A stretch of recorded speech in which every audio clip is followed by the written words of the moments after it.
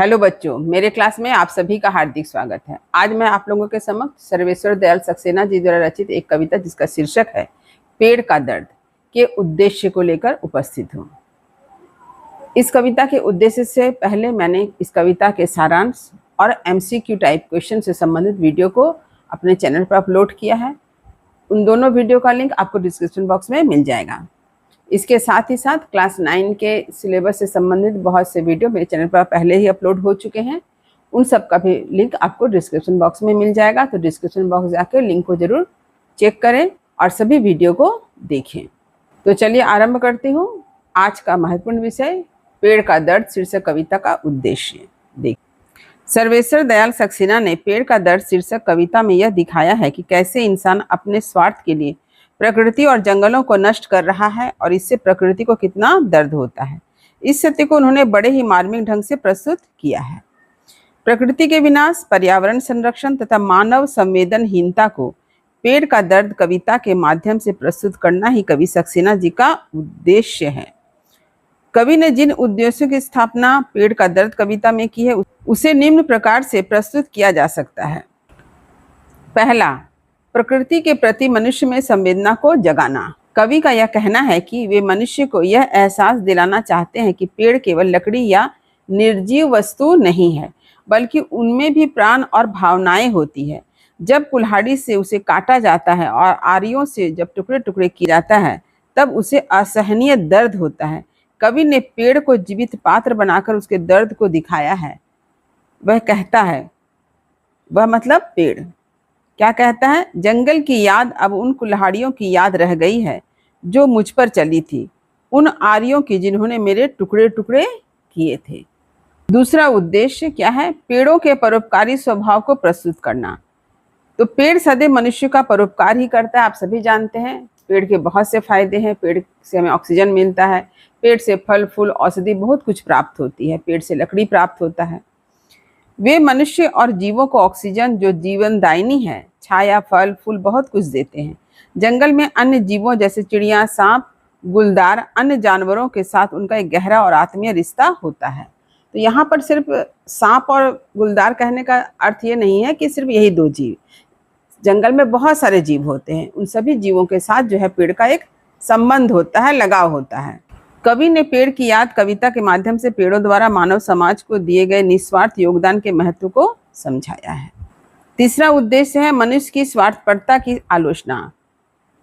कवि ने मनुष्य की स्वार्थपरता को इस तरह उजागर किया है कि कैसे हरा भरा पेड़ कटकर अंततः चूल्हे में जलने लगा और वह आग, लपट, धुआं और राख में परिणत होता गया। कुछ धुआं, कुछ लपटे, कुछ कोयले, कुछ राख छोड़ता चूल्हे में लकड़ी की तरह मैं जल रहा हूँ। यहाँ पर मैं कौन है, मैं यानी पेड़।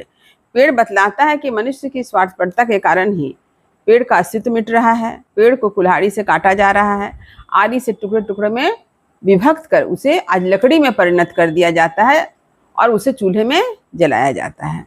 और चूल्हे में जलने के कारण लकड़ी जो है धुआं, राख, लपट के रूप में परिणत होता है, यानी उस लकड़ी का अस्तित्व मिट जाता है, अर्थात पेड़ का ही अस्तित्व समाप्त हो जाता है।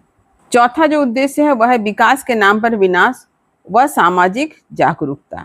तो कवि का यह कहना है कि जंगल काटकर पेड़ का अस्तित्व मिटाकर मनुष्य को लगता है कि वह विकास के पथ पर अग्रसर है, परंतु उसकी सोच भ्रामक है, क्योंकि जंगलों का विनाश से विकास नहीं, विनाश को ही दावत दिया जा रहा है। यह सिर्फ बर्बादी है। यह कवि का एक नैतिक सवाल है। लोग सोचते हैं कि पेड़ काट करके क्या करेंगे, उद्योग धंधे स्थापित करेंगे, देश का विकास होगा, परंतु ऐसा नहीं है। पेड़ काट कर एक तरह से मनुष्य जो है अपनी बर्बादी को ही न्योता दे रहा है, अर्थात पेड़ को काट कर लकड़ी में बदल दिया गया और अब उसे चूल्हे में जलाया जा रहा है। लेकिन क्या वह अंत में किसी का भला कर रहा है?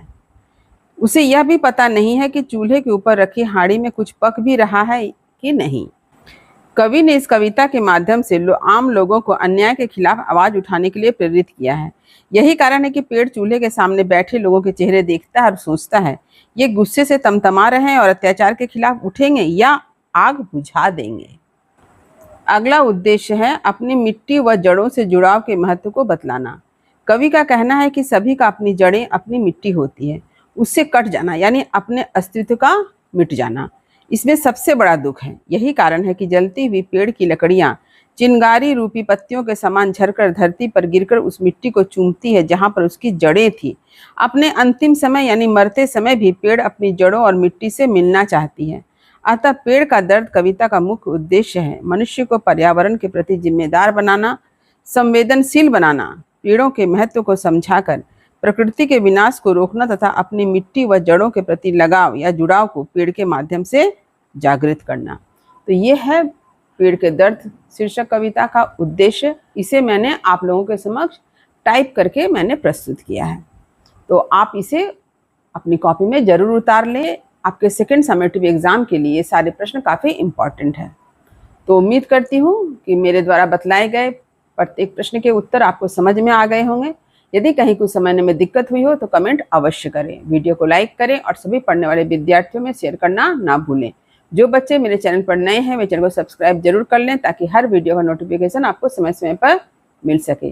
तब तक पढ़ते रहिए, जीवन में आगे बढ़ते रहिए। मेरी शुभकामनाएं आप सभी बच्चों के साथ है। धन्यवाद। पेड़ सोचता है बिना यह जाने कि जो हाड़ी चढ़ी है उसकी खुदबुद झूठी है, या उससे किसी का पेट भरेगा, आत्मा तृप्त होगी।